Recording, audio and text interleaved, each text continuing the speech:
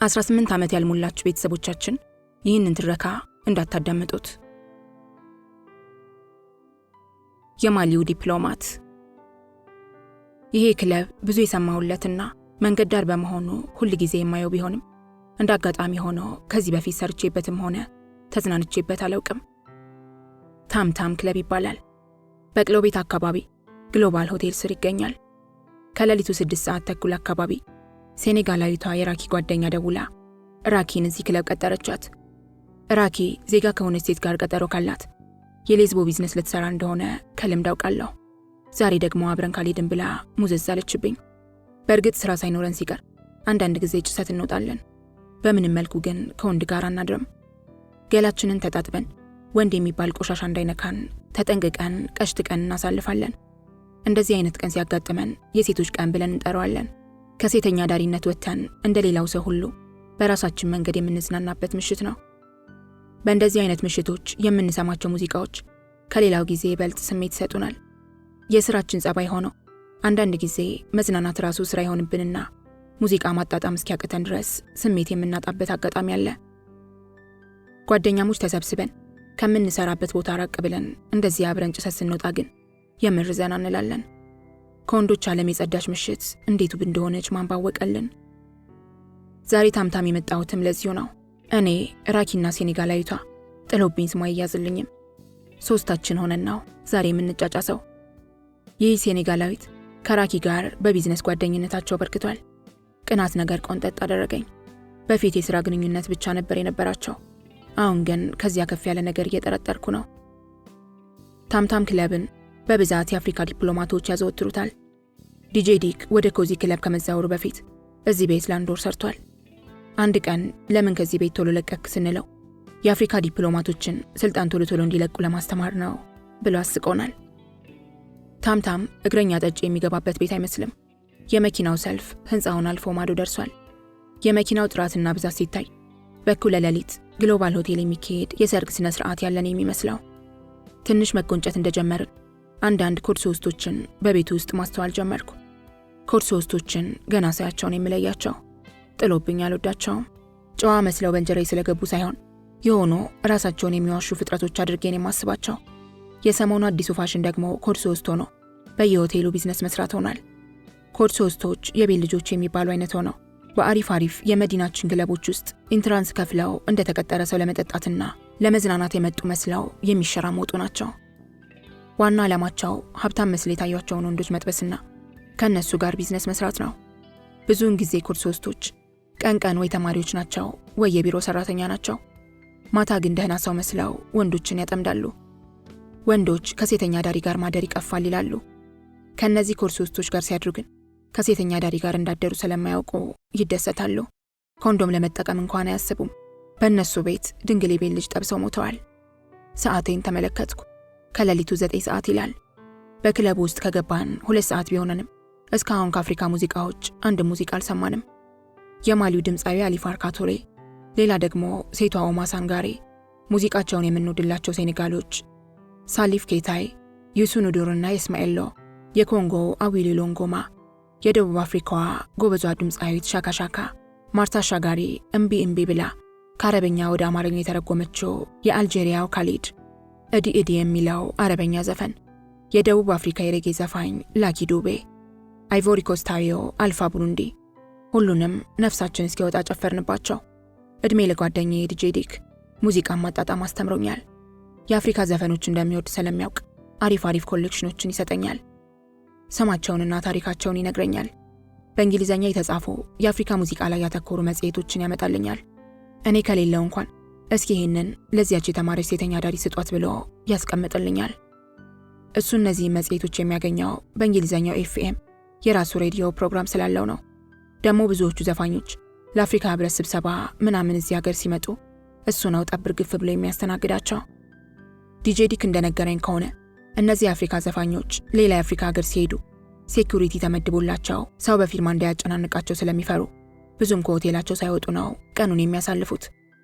አዲስ አበባ ሲመጡ ግን ለማኝ የሆኑ ዘፋኝ ማንም የሚያውቅላቸው ስለሌለ በጣም ይገረማሉ። ዲጄ ዲክ የነገረኝን ከዚህ ጋር የተያያዘ ገጠመኙን መቼም አልረሳውም። አልፋ ብሩንዲን ደጃቩ ክለብ ይዤ ሄጄ ማንም ዞር ብሎ የሚያዩ ጠፋ። ከዚህ በፊት የሱን ዘፈን የሚጫወት ልጅ እዚህ ቤት ይሰራ እንደነበር አውቅ ስለነበር ነው ሆን ብዬ ይዤ ሄድኩት። የሱን ዘፈን የሚከፍተው ልጅ ያሬድ ይባላል። ገና ገብተን ቁጭ ከማለታችን ያሬድ የሚባለው ልጅ በባንድ ታጅቦ መጫወት ጀመረ። መጀመሪያ የቦብን ስሪ ሊትል በርድስ፣ ከዚያ ደግሞ የአልፋ ብሩንዲን ጄሩሳሌም፣ ኮኮዲ ሮክና አይ ዊሽ ዩ ዌር ሄር የተሰኙትን ስራዎች አከታትሎ ዘፈንና ከመድረክ ወረደ። በሎንዴ የራሱ ዘፈን ሲከፈት በስሜት ቁጭ ብሎ ይኮመኩማል። ከታፊ ሙዚቃውን ጨርሶ እኛ በተቀመጥንበት በኩል ሲያልፍ እጁን አፈፍ አድርጌ በጣም አሪፍ ነው ወንድሜ፣ አድናቂዎችንን ደስ ብሎናል አልኩት። ቴንኪዩ ብሎ ሊሄድ ሲል እንደገና እጁን አፈፍ አድርጌ በተለይ ይሄ ጓደኛዬ ቅልጥ ያለ አድናቂ ነው፣ ከዚህ በፊት አስተዋውቂያችሁ ይሆናል ምናልባት ካስታወስኩ አልኩት፣ ከአልፋ ብሎንዲ ጋር እያጨባበጥኩት። ይቅርታ አላውቀውም፣ ፊቱ ግን አዲስ አልሆነብኝም። ያው ብዙ ሰው እዚህ ቤት ስለሚመጣ ሁሉንም ማወቅ ለእኛ ለአርቲስቶች ከባድ ነው። ይቅርታ ወንድሜ፣ የት ነበር የማውቅህ አለው አልፋ ብሎንዲን እንደገና እየጨበጠው። ለነገሩ እሱ አማርኛ አይችልም፣ ግን ያው አድናቂ ነው አልኩት ለከታፊው ያሬድ። ነው እንዴ? ምንድነው ጃማይካዊ ነው አለኝ ከታፊው። አይ ጃማይካዊ እንኳን አይደለም፣ አይቮሪ ኮስታዊ ነው፣ እንዳንተ ሙዚቃ ይሞካክራል አልኩት። ኦኬ በርታ በለው እንግዲህ፣ ፊቱ ጃማይካዊ ነው የሚመስለው፣ ለዛ ነው የሆነ ቦታ የማውቀው የመሰለኝ ብሎኝ ከመድረክ ጀርባ ሄደ። አልፋ ብሎንዲ የምናወራው ግራ ገብቶት እንደተረጎምለት አይኔን ያኛል። የሆነውን ሁሉ ያወራነውን ሁሉ ነገርኩት። ብሎንዲ በጣም ሳቀ። ከተወለደ እንደዛ ስቆ የሚያውቅ አይመስለኝም። ደስ አለው። ባለመታወቁ አልከፋውም፣ እንዲያውም ደስ ብሎታል። ቆየና ደግሞ you know what I used to think I was kind of celebrity only until today ብሎ እንደ አዲስ እንባው እስኪመጣ ሳቀ። ሁሉ ጊዜ ከሚያንጠለጥላት ቦርሳው I wish you were here የሚለውን ሲዲውን አውጥቶ አውቶግራፍ ፈርሞ አስተናጋጇን ጠራትና አሁን ለዘፈነው ልጅ እንድትሰጥለት አደራ ብሏት አንድ ሁለት ኦሮምኛ ዘፈኖችን ሰምተን ከደጃቩ ክለብ ወጣን። ብሎንዲ ሲዲው ላይ ምን ብሎ እንደጻፈለት ሊያሳየኝ አልፈልገም። ይሄ በእኔና በኢትዮጵያዊ ብሎንዲ መካከል የሚቀር ነው ብሎኝ ደስ የሚል ሳቁን ለቀቀው። ከስንት ጊዜ በኋላ በቅርቡ ለአንድ የፈረንሳይ ሬዲዮ ኢንተርቪው ውስጥ በህይወቱ በጣም ከገረሙት ገጠመኞች አንዱ ኢትዮጵያዊ አልፋ ብሎንዲ ስለ ትክክለኛው አልፋ ብሎንዲ ምንም የሚያውቀው ነገር የለም ብሎ የዚህን ከታፊ ልጅ አጋጣሚ ሲተርክ ሰማሁት ብለው ዲጄ ሊክ ተረከለኝ። በምን ነበር ይሄን ያነሳሁት? ታምታም ክለብ ብዙ አፍሪካውያን የሚመጡበትን ምክንያት እያወራው ነበር። አንድ ምክንያታቸው የአፍሪካ ሙዚቃ ብቻ ስለሚዘወተር ነው። የአፍሪካ ሙዚቃዎች ከወገብ በታች ነው የሚነጡት። ምታቸው በተለይ ለነዚህ በረሮ ኮድ ሶስቶች የተመቻቸው ይመስላል። የዜጎቹን የወሲብ ስሜት ለመፈታተን መቀመጫቸውን እያሾሩ በዳንስ ሰበብ ይዋሰባሉ። አብዛኞቹ ተሳክቶላቸዋል። በአፍሪካውያኑ ዲፕሎማቶች ግዙፍ ክንዶች ታቅፈው ውስኪያቸውን፣ ውድ ወይናቸውን፣ ቮድካቸውን፣ ማርቲኒያቸውን፣ አማሩላቸውን፣ ሳምቡካቸውንና ተኪላቸውን እየተጎነጩ ነው። ያልታደሉትም ከዳንስ ወለሉ ጥግ ቆመው ያቅማቸውን ይናጣሉ። አልኮላቸውን እያጣጣሙ በአፍሪካ ሙዚቃዎች ወዝወዝ ለማለት የመጡ ጥቂት የአበሻ ጥንዶችም አልፎ አልፎ ይታያሉ። በቅርብ ርቀት ከፊት ለፊቴ ረጅም ቀይ ራስ ልብስ የለበሰች ቆንጅዬ ልጅ ባሏ እንደሆነ በእርግጠኝነት መናገር ከሚቻል ልጅ ጋር በተደጋጋሚ እየደነሱ ወደ ቦታቸው ሲመለሱ ተመልክቻለሁ። ሁለቱም የጋብቻ ቀለበት አድርገዋል። ባል ጥቁር ቢራቢሮ ከረቫትና ጥቁር ሙሉ ልብስ በነጭ ሸሚዝ አድርጓል። ጥንዶቹ በግምት በ30ዎቹ መጀመሪያ ላይ ይመስላሉ። ቁመታቸው በመቀስ የተከረከመ ያህል እኩል ነው። ረጃጅሞች ናቸው። ሚስት ከወገቧ ቀጠን ብሎ ሰፋ ያለ ዳሌ ስላላት በምትደንስበት ወቅት በሁሉም ወንዶች አይን ውስጥ ትገባለች። ወገቧ መቅጠኑ የወንዶችን ልብ ቀርቶ ሴቶችን እንድናያት ያስገድደናል። የተስተካከለ የሰውነት ቅርጽ ነው ያላት። መልኳም ለክፉ አይሰጥም። ከንፈሯ ያምራል። ሙሉ ቀን መለሰ ከንፈርሽ እንጆሪ ቀይ ጽጌረዳ ወፍጭጭ ሳይል ማልዶ ይፈነዳ ሲል የተቀኛው የዚችን አይነት ሴት ከንፈር አይቶ መሆን አለበት። በስተግራ በጥቂት ሜትሮች ርቀት ላይ ሬድ ሌብሉን ተነጥሎ የሚጎነጫው ግዙፍ አፍሪካዊ ከቅድም ጀምሮ አይኑን ከሷ ላይ አልነቀለም። ያረጋው ዥንጉርጉር ጀለብያና ዥንጉርጉር ኮፍያ ከግዝፈቱ ጋር ተደምረው የአንድ የምዕራብ አፍሪካ ሀገር ዲፕሎማት መሆኑን ይናገራሉ። ቢያንስ ኪሎውንና ውዙን በማየት ቀላል ሰው እንዳልሆነ መገመት አይከብድም። አንገቱና ሁለት እጆቹ በወርቅ ሀብሎችና ጌጦች ደምቀዋል። ከፊት ለፊቴ ባለው መስታወት ቁልጭ ብሎ ስለሚታየኝ የጠረጠርኩት ነገር ስላለ በአይነ ቁራኛ እየተከታተልኩት ነው። ባልየው ለደቂቃዎች ለሽንት ዞር ሲል ጠብቆ ሀበሻዋን ሴት ባይኑ ቋንቋ በተደጋጋሚ ሲያጫውታት ተመልክቻለሁ። መጀመሪያ አካባቢ ኮስተር ብላ ስትገላምጠው ነበር። ኋላ ላይ ግን ሊገባኝ ባልቻለ ምክንያት እየተሽኮረመመች ቁጥብ ፈገግታዋን መለገስ ጀምራለች። እድሜው በግምት 50ዎቹ አጋማሽ ላይ የሚጠጋው የአፍሪካዊ ዲፕሎማት እንደሆነ የጠረጠርኩት ሰውዬ ሙሉ ትኩረቱ በዚህ ሴት ላይ ነው። ሌላ ስራ ያለው አይመስልም። ዲፕሎማቱ የባለትዳሯን ትኩረት ለማግኘት በሚመስል መልኩ የቤቱ ዳንሰኞች በማሊ ሙዚቃ ሲደንሱ ለማረኩት 2 ዳንሰኞች 2 ጊዜ $100 ጡት መያዣቸው አካባቢ ሸጉጦላቸዋል። ይህን ሁሉ ወጥመድና ድራማ እንደኛ በእውቀትና በልምድ ያልቀሰመው የልጅቷ ባል ነሸጥ ባደረገው ቁጥር ሚስቱን እያባበለ ለዳንስ ይጋብዛታል። ባል ከፍተኛ የሞቅታ ስሜት ውስጥ እንዳለ ሁለመናው ይናገራል። ዲፕሎማቱ እያንዳንዷን ቅጽበት ከቀድሞ በላቀ ትኩረት ይከታተላል። ራኪና በሌዝቢያኖች ዓለም አቀፍ የኢንተርኔት መረብ ከዓመት በፊት የተዋወቀቻት ሴኔጋላዊት ጓደኛዋ የራሳቸውን የጨዋታ ደሴት ገንብተዋል። ሁለቱም ለክለቡ ሌላ አይነት የእንቅስቃሴ ድባብ በድን ሆነዋል። በራሳቸው ጨዋታ ከክለቡ ስብስብ ዓለም ራሳቸውን አግለዋል። እኔን መፈጠሬንም ረስተውኛል።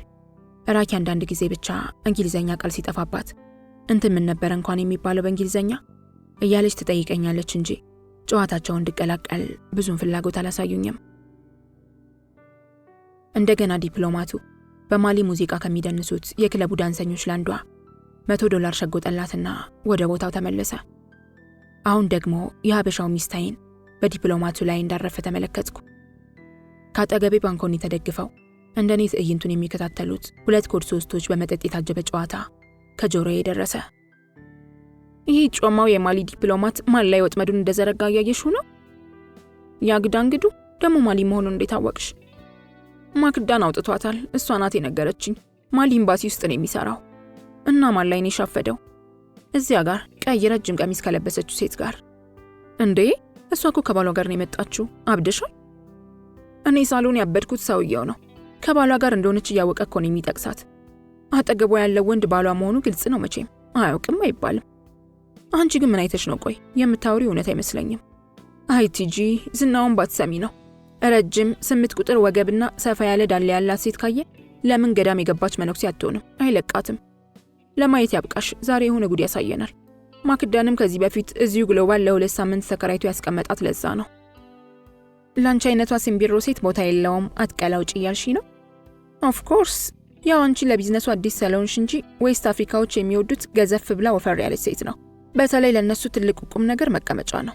መቀመጫ ከሌለሽ ጭንቅላት የሌለሽ ነው የሚመስላቸው ብታይ። ሁለቱም ጮክ ብለው ሳቁ።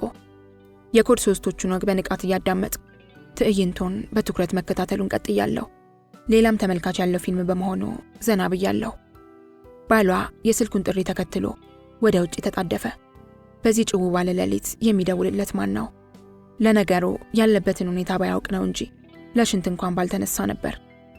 ሚስቱ በተደጋጋሚ ስልክ ሊያናገር መውጣቱን እንዳስከፋት ከፊቷ ገጽታ ላይ አንብቤያለሁ። ከዚህ በፊት 2 ጊዜ ተነስቶ ስልክ አናግሮ ሲመለስ ተጨቃጭቀዋል። ስልክ የለያው ማን የሚደውልልህ ስትለው እሱ በጥያቄዋ ተበሳጭቶ ሲጨቃጨቁ ነበር። አሁን ስልክ ለማናገር ሲወጣ በልምምጥ አይን አይቷት ነው የወጣው። ሚስት በቅናት እየነደደች እንደሆነ አጠጣጡ ያስታውቃል። አሁንም ስልኩን ሊመልስ ሲወጣ ፊቷን እንደ ሐምሌ ዳመና ከሰከሰችው። ባሏ ላይ ጥርጣሬ ያደረባት እንደሆነ ማንም መገመት ይችላል። ስልክ አናግሮ 2 ጊዜ ከተጎነጨ በኋላ ለሽንት ተነስቶ ሲወጣ ሞባይል ስልኩ ከተቀመጠበት የሱሪ ኪስ ወደ ሶፋው ተንሸራቶ ወደቀ። ሚስት ስልኩን አፈፍ አድርጋ መበርበር ጀመረች። ባል እስኪመጣ ከስልክ ማውጫው የደዋያዋን ስም አይታ ስልኩን ቦታው ላይ ያስቀመጠችለት። ሞቅታ ላይ ያለው ባል ሆዬ ጉዱን አላወቀ። ሽንቱን ሸንቶ ሶፋው ላይ ተመልሶ ቁጭ አለ። አፍታም ሳይቆይ ስልኩ ጠራ። በድጋሚ ስልክ ለማናገር ሚስቱን ይቅርታ ጠይቋት ተነሳ። ሚስት ለባሏ የውሸት ፈገግታ ሳይታው ምንም እንዳልተፈጠረ ቀሚሷን እየነካካች ትጫወታለች። በቀል እያሰበች እንደሆነ ግን አጠጣጧን አይቶ መገመት ይቻላል። በዚህ ሁኔታ ላይ ያለች ነበር ዲፕሎማቱ በደማቅ ፈገግታ እጁን ለሰላምታ ይዘረጋላት። ከጨበጠችው በኋላ ሙሉ ለሙሉ ፈገግታዋን ለገሰችው። በምን ቋንቋ እንደሚግባቡ ባላውቅም ጥቂት ቃላትን እንደተለዋወጡ የሞባይል ስልኳን በሞባይል ስክሪኑ ላይ መዝግቦ ወደ ቦታው ተመለሰ። ከኋላ የተቀመጡት ኮድ 3ቶቹ በማንሾካሾክ ቀጠሉ። ልክ እንደ እግር ኳስ ኮሜንታተር ክስተቱን ለኢትዮጵያ ሕዝብ በቀጥታ እያስተላለፉ ነው የሚመስለው አወራራቸው። አላልኩሽም ቲጂ? አልነገርኩሽም? ይህ ፍልጥ በገገማ እኮ ነው የሚገቡት። ሲገርም ሀይሚዬ፣ አንቺ ራሱ ቀድመሽ ማውቅሽ ትገርሚያለሽ። እኔ ይህንን በአይኔ ባላይ እመቤቴን አላምንሽም ነበር። ሀይሚ ግን ምን ቢላት ነው በእናትሽ ስልኳን በዚህ ፍጥነት የሰጠችው? ባሏን እዚህ አስቀምጣ ደግሞ ገና እግሩ ሳይወጣ እንዲህ አይነት ፈጣጣ ስራ አይሸክክም። እኔ በፍጹም አበሻ ሴት እንደዚህ የምታደርግ አይመስለኝም ነበር እመቤቴ። ቲጂዬ ዘንድሮ እኮ ባለትዳሮቹ ብሰዋል አልሰማሽም? ያው ገንዘባቸውን አስማቱ። ለነገሩ ማክዳ ብዙ ነገር ነው ስለ ሰው እያወራችን። ለአንድ ሌሊትም ቢሆን የሰው ፍቅረኛ ወይም ሚስት ነጥቆ መተኛት ሆቢው ነው ስትለን ነበር። እንደ ትልቅ ጀብዱ ነው የሚያወራው። ለምን ስልኳን እንዲህ በፍጥነት እንደሰጠችው ግን እስካሁን ግልጽ አልሆነልኝም። ከዚህ በፊት ይተዋወቃሉ ማለት ነው ስትይ? ማለቴ ከዚህ በፊት በድብቅ ይጠልዛት ከነበረና ዛሬ በአጋጣሚ ተገናኝተው ከሆነ ብዬ ነው። አይምሰልሽ፣ ባሏ በሆነ ነገር ያበሳጫት ይመስለኛል። የሆነ ልትበቀል የፈለገችው ነገር ሳይኖር አይቀርም። በጉጉት ልሞት ነው። ዛሬ ክትክት የማይቀር ነው። ባልዬ ይህን ጠብደል ካየው በእርግጠኝነት በጥይት ገለዋል። ሃይሚ፣ ይህን አፍሪካዊ ስጋ በስቶ የሚገድል ጥይት መኖሩንም እንጃ። እስኪ አታፍጭባቸው እንዳይባንኑ። ጥንት አያዩንም ባክሽ። በእነሱ ቤት እኮ ማንም እያያቸው አይደለም። አፍሪካዊው ግን ሚስት በማሻፈድ የተመረቀን የሚመስለው። እዩ እስኪ፣ ምንም እኮ ፍርሃት የለውም። ሊሆን ይችላል። ማክዳ እንደነገረችኝ አሪፍ ቪላ ተከራይቶ ነው የሚኖረው። በር ላይ ካየሻት ሲልቨር ቪዥዋ የሱ ናት። እኔ እኮ ሲገባይቼ የተጠራጠርኩ ነበር። ደግሞ በገንዘብ ስስት አያውቅም። ግን ያው መቀርቀሪያ የሚያክለውን እቃውን የምትቋቋሚ ከሆነ ነው። ለዛም ሳይሆን አይቀርም ከመልክ ይልቅ ቀጠን ያለ ወገብና ገዘፍ ያለ መቀመጫ ላይ የሚሻፍደው። ለነገሩ ሁሉም ያው ናቸው። የኮድ ሶስቶቹ አይነት ጥርጣሬና ግምት እኔ ልቦና ውስጥም ተፈጥሯል። ባል ከስልክ ንግግሩ ተመልሶ ከሚስቱ ጋር እያወጋ ነው። እርሱ ጎርደን ጅን፣ ሚስትየው ቮድካ በኦሬንጅ እየተጎነጩ ነው። ሁለቱም በሞቅታ ስሜት ውስጥ ናቸው። አይኔን ወደ ማሊው ዲፕሎማቲክ ወንበር ሳዞር ዲፕሎማቱ በቦታው የለም። ሲጠጣው የነበረው የሬድ ሌብል የውስኪ ጠርሙስ ከነ ብርጭቆው ተነስቷል። ሂሳብ ከፍሎ እንደወጣ ገመትኩ። ገረመኝ። አይኔን ከቦታው ዞር ያደረግኩ አልመሰለኝም ነበር። ስራውን ሰርቶ ሄደ አልኩኝ በልቤ። ጥግ ላይ ያሉት ነጭ ጀለቢያና ጥምጣም ያደረጉት አራት ሱዳናውያን ከዲጄው ክፍል በተለቀቀው የሱዳናዊ መሐመድ ዋርዲ ሰበርታ የተሰኘ ዘፈን አንድ እጃቸውን ከፍ አድርገው የአውራ ጣትና የመሃል ጣታቸውን እያፋተጉ ከምቱ ጋር ይወዛወዛሉ። ሀበሾቹና ሌሎች የአፍሪካ ሀገራት ዜጎችም በሙዚቃው በጋለ ስሜት ደምቀዋል። በቤቱ ውስጥ ያለው ሰው ሁሉ በሙዚቃው የተለየ ትዝታ ያለ ይመስላል። ሁሉም አይኑን ጨፍኖ በሙዚቃው ተመስጦ ይወዛወዛል። ባልና ሚስቱም በዚህ ተመሳሳይ የውዝዋዜ ምት ውስጥ ነው ያሉት። ሁሉም በሞቅታ ስሜት ውስጥ ስለሆኑ ይሉኝታ የሚባል ነገር የለም። ከሰዓታት በፊት ላይነሱ ከወንበራቸው የተሰፉ ይመስል በቦታቸው ሆነው አንገታቸው እስኪሰበር ሲወዛወዙ የነበሩት ሁሉ አሁን እድሜ ላልከውል ቆመው በሚችሉትም በማይችሉትም በሚያውቁትም በማያውቁትም ሙዚቃ ይወረገረጋሉ። አዝናኝ ትዕይንት ነው። ራሱን ገለል አድርጎ መመልከት ለቻለ። ድንገት የሚስትየዋ ሞባይል አቃጨለ። ሚስትየው ግራ በመጋባት ስሜት ኮስተር ብላ የደዋዩን ስልክ ከተመለከተች በኋላ ለማነጋገር እሷን በተራዋ ባሏን ባለበት ትታው እየተመናቀረች ወደ ውጭ ወጣች። ባሉ ዝዋዜውን አላቆመም። ብቻውን አይኑን ጨፍኖ በወርዲ ዘፈን ይወዛወዛል። ሙዚቃው አበቃ። በሙዚቃ ላይ ሙዚቃ ተከተለ። ሚስት ቦታዋ ላይ አልተመለሰችም። በርካታ ደቂቃዎች ነጎዱ። ሚስት የለችም። የባሌ ፊት ገጽታ ተቀያየረ። ማን ቢደውልላት ነው ይህን ሁሉ ደቂቃዎች የምታወራው በሚል በተራው መብሰልሰል የጀመረ ይመስላል። በቅናትና በብስጭት ስሜት ሆኖ በጥድፊያ ወደ ውጭ ወጣ። የሚያስበውን በስካር የጋለው መላ ሰውነቱ የሚያሳብቅ ይመስላል። ውጪ ለደቂቃዎች ቆይቶ ቦታው ተመለሰ። ሚስት የለችም። የፊቱ ቅላት ጨምሯል። አይኖቹ ደም ለብሰዋል። በንዴትና በቁጣ ወይም በጭንቀት ይሆናል። ስልኳ ላይ ደውሎ ሞባይሉን ጆሮ ላይ ደገነ። መልስ ያገኘ አይመስልም። በተደጋጋሚ ደወለ። ሚስት ስልኩን ልትመልስ አልቻለችም። እጆቹ መንቀጥቀጥ ጀመሩ። ተስፋ ባለመቁረጥ ደጋግሞ ስልኳ ላይ ይደውላል። መልስ የለም። ባል አስተናጋጁን የሴቶች ሽንት ቤት እንዲወስደው ጠየቀ። አስተናጋጁ ታዘዘ። ፊት እየመራ ወደ መጸዳጃ ቤት ወሰደው። ቮድካው ስላልተስማማት እያስመለሰች ይሆን ብሎ ገምቶ መሆን አለበት። ኮርስ ሶስቶቹ ጨዋታቸውን የሚያደምቁበት ጉዳይ አግኝተዋል። ሚስኪን ሚስቱ ያየችውን አይታ እንደተቀነጠሰች እስካሁን አላወቀም። ሃይሚ ያሳዝንም። እኔ ወንድ ልጅ የዋ ሲሆን እንዴት አንጀቴን እንደሚበላኝ። ምኑ ያሳዝናል? ይሄ ጅል ነገር ነው እንጂ ካልጠፋ ክለብ ማን ሚስቱን እዚህ ይዘህን አለው። እነዚህ እንደሆነ ልምዳቸው ነው የሰው ሚስት መስረቅ። ጭራሽ ጀግንነት ነው የሚያደርጉት። ያው እንግዲህ አይን ባይን አታየውም እንጂ እዚህ ክለብ ሌላም የአፍሪካ ዲፕሎማቶች ያሉበት ቦታ በተደጋጋሚ ተከስቷል። ከደቂቃዎች በኋላ የክለቡ መግቢያ በር አካባቢ ከባድ ጩኸትና ትርምስ ተፈጠረ። እነ ራኪን ጥያቸው ወደ ትርምሱ ተጣደፍኩ። ባል ጨርቁን ጥሎ ማበድን የቀረው። የጥበቃ ሰራተኞቹና አስተናጋጆቹ ከበውታል። ጥቁር ሱፍ ኮቱን በንዴት መሬት ላይ ጥሎታል። ሚስቴን ማን የወሰዳት? አረ ሚስቴን ምን ሰለበብኝ? ወንድም ተረጋጋ እንጂ በንዴትና በጮት የሚሆን ነገር የለም። መጀመሪያ የምርሆን አረጋጋ። ሽንት ቤት ቼክ አድርጋታል? ተሳስተ የወንዶች ሽንት ቤት ገብታ እንዳይሆን። ያስተናጋጆቹ ኃላፊም ሊያረጋጋው የሞከረ ነው። ሰውዬ እንኳን ሽንት ቤት የቢራ ካሳ የሚቀመጥበት ዕቃ ቤት ፈልገናታል፣ የለችም። ሌላው የቤቱ ጋርድ መለሰ። ስልኳ ስዊችድ ኦፍ ነው የሚለው። እስኪ እንደገና ደውል ወይም ቁጥሯ ለኔ ስጠኝ። አትሰማም እንዴ? ስልኳ ይጠራል ግን አይነሳም። ባል መለሰ። ምን አይነት ሰይጣን ነው የሰለባት? ገና እኮ አዲስ ሙሽሮች ነን። ሰርጋችንን ከፈጸምን 2 ወር አልሞላንም። ሚስቴን ውለዱልኝ፣ ምን ዋጣት ይባላል አሁን? በሰውየው አጠቃላይ ሁኔታ ግራ የተጋባው ሄሊዮተር ጥያቄ አቀረበ። የኔ ወንድም እባክህ ለማንኛውም ተረጋጋ። ሞባይሏ ላይ ደውለህላታል? ያውም ከ200 ጊዜ በላይ ጥሪ አይቀበልም ነው የሚለው እያልኩህ። እባካችሁ እዚህ ህንፃ ላይ ሁሉንም ክፍሎች ፈትሹልኝ። ምንድነው ተቀያይማችሁ ነበር እንዴ? ምናልባት አኩርፋ ወደ ቤቷ ሄዳ ከሆነ? ወሬ ለማየት ከመጡ ጠጪዎች ጎልማሳው ሰውዬ ጠየቀ። አረ አንዴም በክፉ ተያይተን አናውቅም፣ አዲስ ሙሽሮች ነን ስልህ። ባል ዋሸ። ባል እርዳታ ሲያጣ የስካር ቃና በተጫጫነው ድምፅ እየየውን አቀለጠው።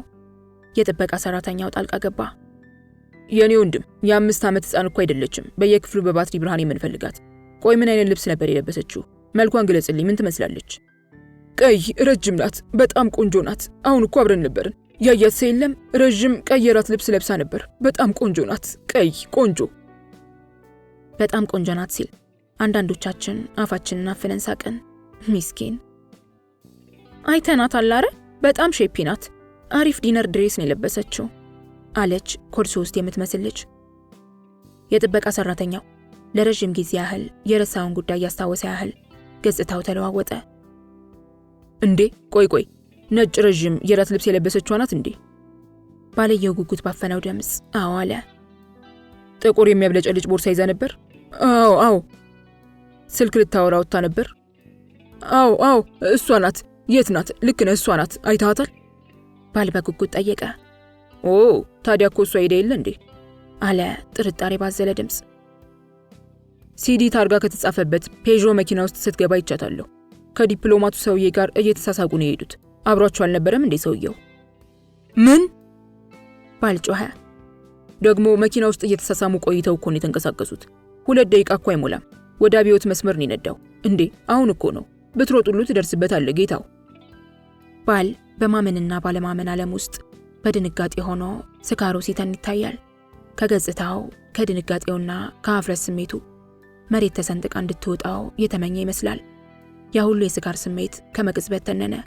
ውለዱልኝ ያለ ሚስቱን እነቁልኝ ያለ ይመስላል። ላዳ ታክሲ ይዞ እንዲከተለው ሰዎች ቢያበረታቱትም እሱ ማንንም የሚሰማ አይመስልም። ድንገት በዚያ ቁመቱ ዥዋ ብሎ አስፋልቱ ላይ ተነጠፈ። አስተናጋጆቹ አለማምጣት ወደ ውስጥ ተራወጡ። እንደዚያን ቀን ወንድ አሳዝኖኝ አያውቅም። ትምክህተኛው ምሁር። ከሌሊቱ 9 ሰዓት ከ25 ሆኗል። ሜሪ ባር እንደ ወትሮዋ በሰው ተጨናንቃለች። የቤቱ ሙቀትና አለቅጥ መታፈን የተወሰኑ ወንዶችን ጃኬት ታስወልቋል። ከዲጄው ክፍል ለሳልሳ ዳንስ የሚጋብዝ ሞቅ ያለ ላቲንኛ ሙዚቃ ተለቋል። ከፊል ወንድ መሃል ላይ የጋበዛትን ሴት ወገብ ይዞና እጇን እያዞረ በሙዚቃው ምት ሴቷን እንደ እንዝርት ያሾራል። በዚህች ጠባብ ባር ሴትን እንደ እንዝርት ማዞር ጥበብ ይጠይቃል። እንኳን ሴትን ማሾር ይቅርና ከባለጌ ወንበር መውረድ ጥበብ ይጠይቃል። ከባለጌ ወንበር ወርዶ ሽንት ቤት ደርሶ መምጣት ራሱ በሜሪ ባር ትልቅ ጥበብ ይጠይቃል። በዚያ አቅል በሚያስት ሞቅታና የአልኮል ሞቅታን አልፈው ወደ ስካር እርከን የገቡት ጥቂት ወንዶች የሚጋብዟትን ሴት ጡትና መቀመጫ እያሻሹ የሁለትዮሽ ጨዋታ ይጫወታሉ። ለብቻቸው የተቀመጡት ወንዶች በሙዚቃው ቃና በግል ሀሳባቸው ይጫወታሉ። ኮትና ሱሪው የተለያየ ደማቅ ቀለም ያለው ሱፍ የለበሱ አዛውንት ከወደ ጥግ የማርታን መቀመጫ ቸብ እያደረጉ መቀባጠር ጀምረዋል። ባለጌ ወንበሩ ላይ ለመቀመጥ በተደጋጋሚ ቢሞክሩም አልተሳካላቸውም። እኚህ ሰው ቅሌታም ስለሆኑ ከዚህ ሰዓት ጀምሮ አንተ እያልን እንጠራቸዋለን። ሽማግሌው ከእኩለ ሌሊት ጀምሮ አልኮል እያፈራረቀ ሲጠጣ ቆይቷል። ቮድካ፣ ጎርደን ጂን፣ ዋይት ሆርስ ደብሉን ሲልፈው ነበር። አሁን አልኮሉ ንፋስ እንደሚያውለበልበው አንሶላ ራሰ በራውን አዛውንት እያወዛወዘው ነው። የአይኑ አቀላል ያስፈራል። ጎርናና ድምፁ በስፒከሮች አልፎ የሚመጣውን ድምፅ አሸንፎ ለሜሪ ባር ታዳሚ በጉሌ ይሰማል። አንዳንድ ድምፅ አለ ለመሰማት ምንም የማይበግረው። ማንሽ? ስምሽም ማን ነበር ያልሽኝ? አዎ ማርታ፣ ታውቂያለሽ እኔ እኮ እዚህ ሀገር የመጀመሪያ ዲግሪ ብርቅ በነበረበት ሰዓት ፒኤችዲን ከእንግሊዙ ኬምብሪጅ ዩኒቨርሲቲ ያገኘው ሰው ነኝ። ያውም በዲስቲንክሽን ነበር የጨረስኩት። ትሰሚያለሽ፣ እኔ አለማየሁ ባልኖር ድርጅቴ ውስጥ የሚሰሩ የ175 ሰዎች ህልውና አሁኑኑ ቀጥ ትላለች። ይሄ ምን ማለት እንደሆነ ይገባሻል? እያንዳንዱ ሰራተኛ በአማካይ 7 ሰዎችን በስሩ ያስተዳድራል ብንል እንኳን በትንሹ 1225 ሰዎች ጉሮሮ በቀጥታም ይሁን በተዘዋዋሪ በኔ እጅ ናት ማለት ነው። የሚያሳዝን ይህች ሀገር የኔ አይነት ዕውቀት ያላቸውን ሰዎች አትንከባከበንም። ይህች ሀገር በእንደኛ አይነቱ በሳል ሰው መመራት ሲኖርባት ደንቆሮ ያሽከረክራታል። እድሏ ነው። ህዝቧም ደንቆሮ ይበዛዋል። ምን እንደተካሄደ የምናውቅ እኔም ጨምሮ ጥቂት ነን። በጣት ብንቆጠር ነው። ይገባሻል ግን የማወራው? ማርታ ከመስማት ውጭ አማራጭ አልነበራትም። ፒኤችዲና ዲስቲንክሽን የሚሉት ቃላት የቦታ ስም የሆነ የኮንዶም ስም በእርግጥነት ማወቋንም እንጃ። በዚህ ቤት ውስጥ ከኒና ከውብ ዓለም ውጭ ኮሌጅ ገብቶ የወጣ ሴተኛ ዳር የለም። በሜሪ ቤት ትልቁ የትምህርት ደረጃ 12ኛ ክፍልን ያጠናቀቀ ነው። ማርታ ለምሳሌ የጅማዋን የፈረንጅ አራዳ ሰፈር ለቃ ወደ አዲስ አበባ የተሰደደችው የ5ኛ ክፍል ትምህርቷን አቋርጣ ነው። ምን ታደርገው? የሴተኛ ዳሪነት ሙያዋ የማያገናኛት አይነት ሰው የለም። አዛውንቱ ምሁር የሚናገረውን ባትረዳም በትኩረት ማዳመጧ ለሰውየው ጥሩምባ በቂ ነው። ካደረገችው ሐምራዊ ሚኒስከር ታናት አፈትልኮ የወጣው ቀይ ፒኪናዋ አማላይ መቀመጫዋን ለሁለት ከፍሎ የሜሪ ባር ወንድ አይን ማረፊያ ሆኗል። ከመቅጽበት የሀበሻ ወንድን ስሜት የሚፈታተን ሞንዳላና አማላይ የሰውነት ቅርጽ አላት። ትምህርት ምን ይሰራላታል አሪፍ መቀመጫ ካላት? ከማንም ተማረ ተመራመረ ከሚባል ዜጋ የተሻለ ገቢ በመቀመጫዋ ምክንያት ታገኛለች። መቀመጫና ጭንቅላት ተመሳሳይ ገቢ የሚያስገኙበት ዘመን ላይ ደርሰናል። አብሯት ያለው ምሁር አዛውንትም ገና ሜሪ ባር እንደገባ ይጠራት እንደ ማግኔት ወንዶችን በሚስበው አማላይ መቀመጫዋ ተማርኮ እንጂ በጭንቅላቷ ተማርኮ አይደለም። ቤተልሔም ትሰሚኛለሽ? ስሜን ስንቴ ነው የምትረሳው? እኔ ማርታ ነኝ። ተበሳጨችበት። ማይ አፖሎጃይዝ ማዳም። ምን ላድርግ ብለሽ ነው? የኔ ዕውቀት ውቅያኖስ ነው። ተራ የሴተኛ ዳሪ ስም በመሸምደድ አይምሮ የመጣበብ የለበትም። መቼስ በዚህ አነጋገሬ ቅር እንደማይልሽ ነው። ይህ ቦታ እኔን እንደማይመጠን አንቺም ታውቂዋለሽ። ስም ማስታወስን እውቀልለው አልችልም። ነገሩ እዚህ ቤት ያላችሁት 40-50 ሰዎች ዕውቀት ተደምሮ የኔን ጠብታ አይሆንም። ይህንን ማንም መመስከር ይችላል። አገሪቱ እንደኔ አይነት ምሁር ያላት በቁጥር ነው። ይሄ ልብስ ለብሶ የሚወጣው ህዝብ በሙሉ ደንቆሮ ነው። ገብቶሻል? አያም ዋን ኢን ሚሊዮን ሾልድ ናውዛት። ምሁሩ በአቅራቢያ የነበሩ ጠጪዎችን ብርቱ ግልምጫ ቢያስተናግድም ግድ አልነበረውም። የተንቋረረ የስካር ድምፁ የሙዚቃውን ድምፅ ጥሶ ለሁሉም የመሰማት ልዩ ኃይል አለው። ማንሽ? ቤተልሔም። ተሳሳትኩኝ መሰለኝ። ማይ አፖሎጃይዝ አጌን። ማርታን ያልሺ ስምሽን። ለነገሩ ስምሽ ማንስ ይሁን ያው ሴተኛ ዳሪ መሆንሽን ይፍቀዋል እንዲያ። ለማንኛውም ዛሬ ከኔ ጋር ልታድሪ ነው። ትልቅ ኩራት ሊሰማሽ ይገባል። ይህ ሌሊት ልዩና ታሪካዊ ቀን እንደሆነ ጽፈሽ ማስቀመጥ ይኖርብሻል። ለመሆኑ ዲያሪ የመያዝ ልምድ አለሽ? ለመሆኑ መጻፍና ማንበብ ትችያለሽ? ዛሬ ከኔ ጋር የምታሳልፊው ሌሊት በቀሪ ህይወትሽ በኩራት ስታወሪውና ስታወሹ የምትኖሪው ሌሊት ነው። ለማንኛውም አሁን ወደ ሆቴል እንሂድ። ተነሽ፣ መኪና ውስጥ ገብተሽ ጠብቂኝ። ከፍ ብሎ ነጭ መርሴዲስ አለልሽ። ገቢናውን ከፍተሽ ቁጭ በይ። ማርታ ባለችበት ደርቃ ታየዋለች። አዛውንቱ አንድ እጁን ኪሱ ከቶ ሌላውን እጁን ምሁራዊ ትንታኔ እንደሚያቀርብ ሰው ያንቀሳቅሳል። ግራ ቀኝ መወዛወዙን አላቆመም። ነፋስ እንደሚያወዛውዛው በረሃ ላይ እንዳለ ብቸኛ ዛፍ ወዲያ ወዲህ ይላል። ምን ሆኛለሁ? ሂሳብ መክፈሉን ዘንግቼዋለሁ። እስቲ አስተናጋጁ ቢል እንዲያመጣ ንገሪው። አስተናጋጁ ደረሰኙን ቦርሳ መሃል አድርጎ ከባዶ ብርጭቆዎቹ አጠገብ አስቀመጠ። ምሁሩ ደረሰኙን አንስቶ ተመለከተ። አንተ አሽከር ና ወደዚህ እስኪ። 627 ብር። ቼክ ልጻፍልህ ወይንስ በካሽ ልክፈልህ? ኖ ቤተር ፔይ ዩ ኢን ካሽ። 700 ብር ሰጠው። መልሱ በቶሎ ይምጣ። ተራሴ ያስተናግድክ እንዳይመስልህ። አንዳንድ ሰው ሲጠጣ ጉራው ልክ የለውም። ማንሽ? መኪና ውስጥ ግቢ ብዬሽ ነበር። ድንቁርና አለባችሁ። አትሰሚም ማለት ነው? ቢዝነስ አልሰጠኝም እኮ። ለካ እሱንም ረስቼዋለሁ። ስንት ነው የምከፍልሽ? 800 ብር። ትክክለኛ ማንነቴን ብታውቂ እኮ ከፍለሽ ለመተኛት የምታስቸግሪኝ አይነት ሰው ነበርኩ። ለማንኛውም ሂሳብሽ ይኸው። ማርቴ ብሩን ቆጥራ ተቀበለች። ምሁሩ በዚህ ድርጊቷ ባልተጠበቀ ሁኔታ ቱጋለ። አየሽ፣ ተራ ነሽ። ተራ፣ የሰው ተራ። ድሮም ከሴተኛ ዳሪ ምን ይጠበቃል? ዶክተር አለማየሁ ሂሳብ ያሳስታል ብለሽ ነው? አንቺ እንዲህ የህይወት ያህል የተስገበገብሽለትን ገንዘብ እኔ በእውቀቴ በ5 ደቂቃ ስራ እንደማገኘው ብታውቂ በሀፍረት እግሬ ላይ ወድቀሽ ይቅርታ በጠየቅሽ ነበር። አልፈርድብሽም። በመጨረሻ አንቺ የኔ ነሽ። ዶክተር አለማየሁ ካጠገቡ ንግግሩን የሰሙት ወንዶች ክፉ ግልምጫ አረፈበት። ማርቴ የቁጣ ምላሽ አልሰጠችውም። እንደ ጀማሪ ሴተኛ ዳሪዎችም የቢራ ጠርሙስ ጭንቅላቱ ላይ ለመስበር አልቃጣችም። ቢያንስ 2 ወር በሴተኛ ዳሪነት ህይወት ለቆየ ሴት እንዲህ ያሉ ስድቦች እንደ ምርቃት የሚታዩ ናቸው። ማርቴ በዚህ ሙያ 6 ዓመታትን አስቆጥራለች። ማርቴ በዚህ ዲፓርትመንት የዶክትሬት ዲግሪ እንዳላት ምሁሩ አልተረዳም። ዱላ ሲበዛ ቀለብ ይሆናል የሚባለው በእንደዚህ አይነቱ አጋጣሚ ሳይሆን አይቀርም። የመውጫ 400 ብር ትጨምርልኛለህ? በጊዜ ለመውጣት ትንሽ ዋጋ ይወደዳል። 400 ብር ነው ውድ? በይ አንቺ ለእኔ ለዶክተር አለማየሁ 400 ብር ማኪያቶ አይገዛም። ገባሽ? ብሩን ቆጥሮ ሰጣት። እሺ ጠብቀኝ ዶክተር፣ የመውጫ ቆርጬ ቦርሴን ይዤ መጣሁ። ለጥፋትሽ ይቅርታ መጠየቁ አይቀድምም? አንዳንድ ሰው ለራሱ ያለው ግምትና ክብር ያስገርማል። እንዲህ ያለ ራስ ወዳድነትና ጉራ ያንገሸግሸኛል። የምሁሩ ስኬትና እውቀቱ የቱንስ ያህል ቢሆን ለማርታ ምኗ ነው? ምሁር ተብያው እንዴት ይህንን መረዳት ይሳነዋል? ካጠፋው ይቅርታ ዶክተር። በይቶሎ የምትይዥውን ይዘሽ ነይ። ባለጌ ወንበሩ ላይ ታግሎ በመቀመጥ ማርታን መጠበቅ ጀመረ። አዛውንቱ የአልኮል ዘር ሲጋት ማርቴ ከአንዲት ስፕራይት ውጭ ምንም አልነካችም። በምንም አይነት መልኩ አልኮል ከማይጋበዙ ጥቂት የሜሪባር ሴቶች አንዷ ነች። ዶክተሩ በመጠጥ ብዛት የቀሉ አይኖቹን በመወርወር ክፍሉን ማማተር ጀመረ። ማርታ ልብሷን ቀይራና የጨዋ አለባበስ ለብሳ መጣች። ምሁሩ አጠገብ ረዘም ላለ ቅጽበት ከቆመች በኋላ ሊለያት እንዳልቻለ ስታረጋግጥ ወደ ሩት ጆሮ ተጠጋች። ለሩት አንዳች ነገር አንሾካሾከችላት። ባክሽን ሩት፣ ዛሬ ከዚህ ጉረኛ ሰውዬ ጋር ብተኛ ጸጸቱ አያኖረኝም። ልቀንጠስ፣ እንደዚያ ነው የሚሻለው። አቦሪውን ሲከፍትብኝ እንዲያድር አልፈልግም። ቀንን የቤት ነው የምንቀማው። ምሳ በርጫና ሺሻ በኔ ነው። አሪፍ ብር ተቀብየዋለሁ። ቻው። ማርቲ ወጣች። የሚካኤል በላይነህ ቆንጆ ዜማ ከዲጄው ክፍል ተለቋል። የተወሰኑ ጠጪዎች ይደንሳሉ። ሌሎች ሞቅ ያሉ ሙዚቃዎች ተከተሉ። ምሁሩ መጠበቅ ሰለቸው።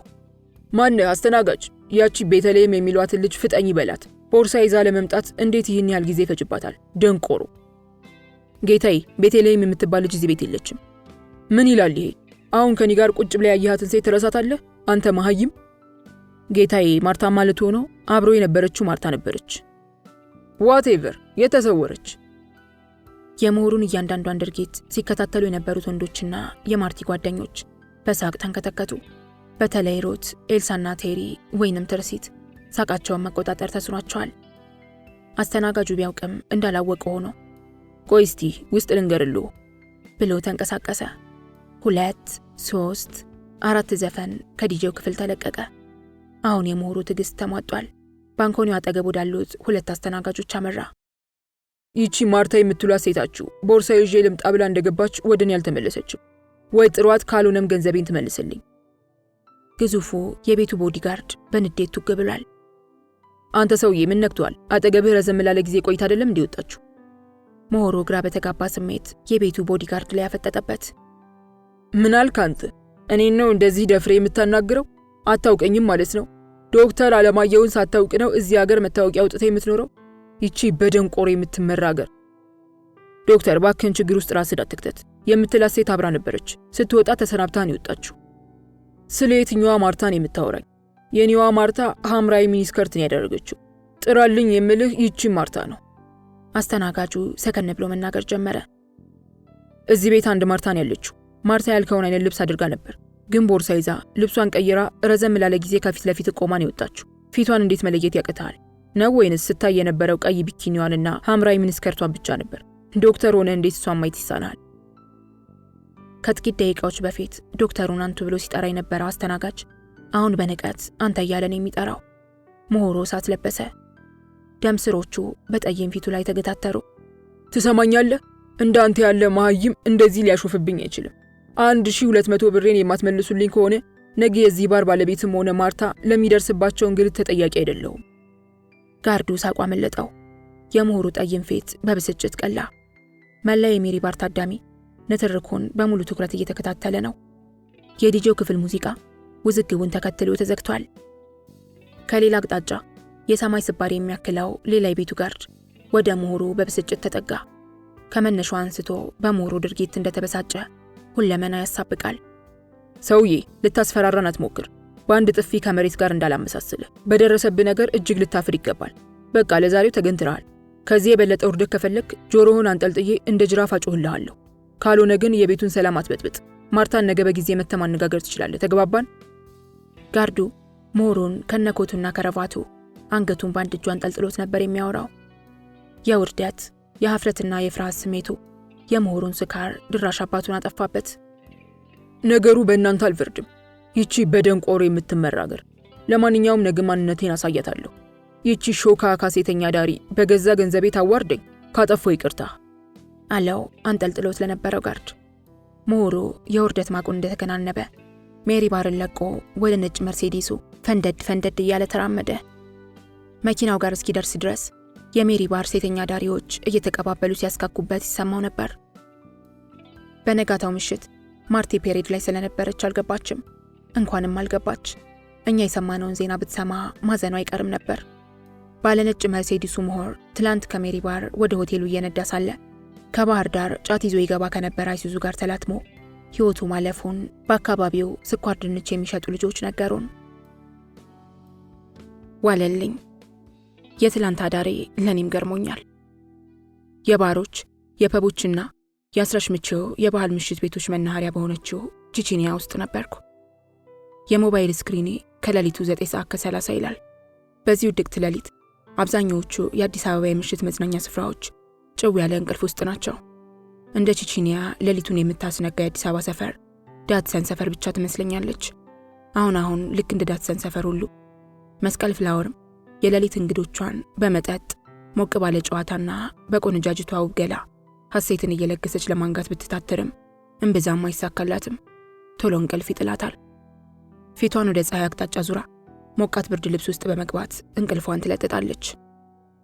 በቺቺኒያ የስጋና የመጠጥ ገበያው ደርቷል። ያለውበትን የሳምሪ ፐብ ጨምሮ ጎረቤት ያሉት ኤዲ ፐብ፣ ቤቲ ባርና ፋሚ ፐብ በሰው ተጨናንቀዋል። ነፋሻማ አየር ለመቀበል ወደ ውጭ ወጣሁ። በቅርብ ርቀት ሰኒን ከአንድ ዘለግ ያለ ጠይም ወጣት ጋር አየኋት። ደማቅ ፈገግታ የለገስኳት። በግራና በቀኝ ፊቷ ላይ በሚገኙት ምትሃታዊ ስርጉዶቿ ብርሃናማ ፈገግታዋን ለገሰችኝ። በእንዲህ ያለ የስንብት ቅጽበት በአይንና በፈገግታ ቋንቋን የምንግባባው መልካም አዳር እያልኳት ነው። ሰኒ ቁመት፣ ውበትና ሸንቃጣነት ሳያንሳት ሰውነቷን በንቅሳትና በቀለበት ብዛት አበላሽታለች። አንድ ቅንድቧን፣ አፍንጫዋን፣ ምላሷን፣ እምብርቷንና የጡቶቿን ጫፎች ተበስታ ወርቅ ቀለም ያላቸውን ቀለበቶች አጥለቃለች። የሰው ጭንቅላት አጽም፣ የእባብ የጥቁርቁራና የቢራቢሮ ንቅሳቶችን በተለያዩ የሰውነት ክፍሎቿ ላይ ተነቅሳለች። ያን የተመለከትኩት 2-3 ጊዜ አብረን ሞሮኮ ባስ ስንወስድ ነው። ደግሞ የሚለቁ ንቅሳቶች አይደሉም። እስከ ለተሞቷ የሚከተሏት ቋሚ ማህተሞች ናቸው።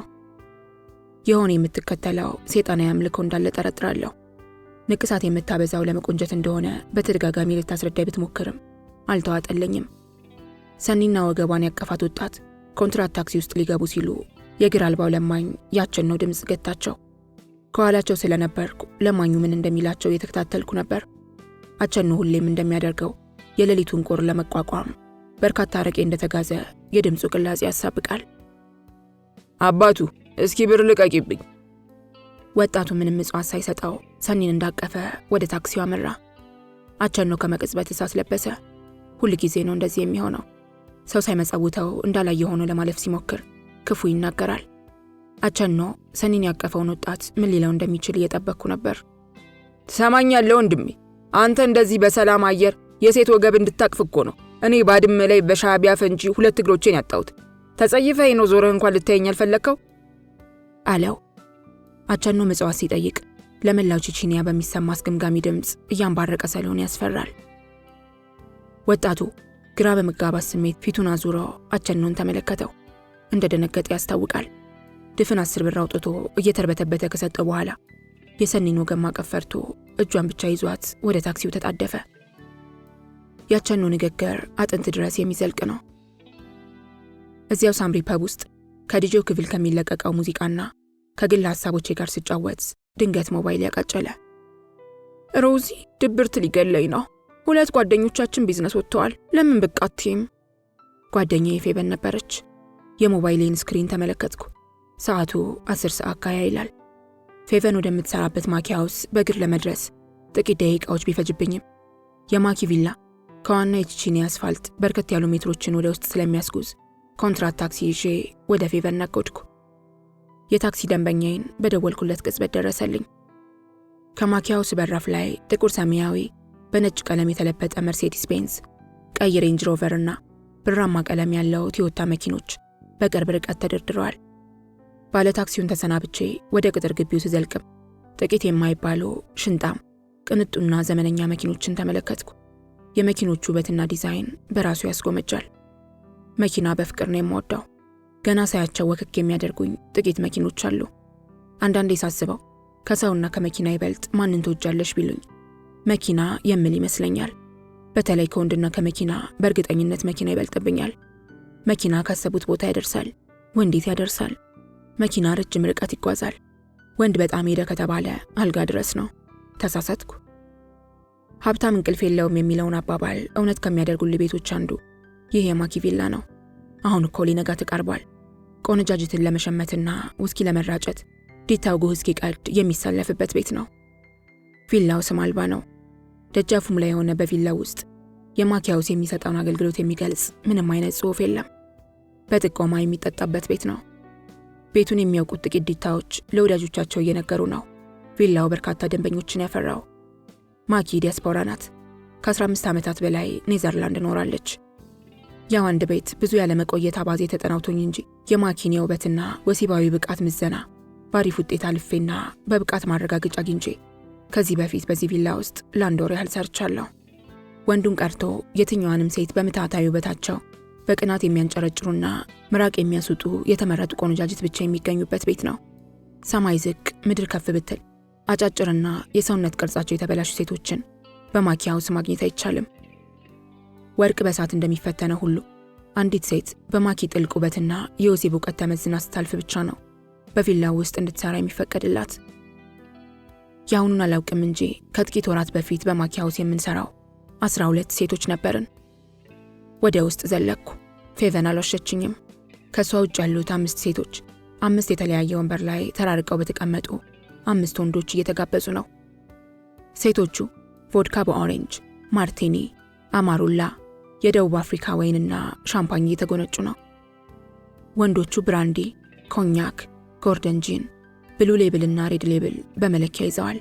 ቢራ የሚባል መጠጥ እዚህ ቤት አይገባም፣ ቤቱን ያረክሰዋል ትላለች ማኪ። ከፌቨን አጠገብ ተቀምጬ ትዝብቴን ቀጥያለሁ። 4 ወንዶች በያሉበት ጥግ በገዛ ሀሳባቸው ዓለም ነግደዋል። የተወሰኑት ከሀሳብ ማለዘናቸው ሲመለሱ በተደጋጋሚ አይን ላይን ተገጨስተናል። ከፌቨን ጋር ከምናደርገው የሁለትዮሽ ጨዋታ ውጭ ይህን ጭር ያለ ሌሊት እወደዋለሁ። ቁንጅና የሚለው የዳዊት መለሰ ዘፈን ከቪላው አንድ ጥግ በአማረ የድምፅ ምጣኔ ተለቋል። የዚህ ዘፈን ግጥም ደራሲ ሴት መሆኗን ሳውቅ እንዴት እንደተገረምኩ። ዓለም ፀሐይ ወዳጆ ትባላለች። ሴት እንዴት ለሌላ ውብ ሴት ባማሩ ቃላት እንደዚህ ትቀኛለች ብዬ ተደመምኩ። ግጥሙን የጻፈው ወንድ ቢሆን ብዙም ባልተገረምኩ።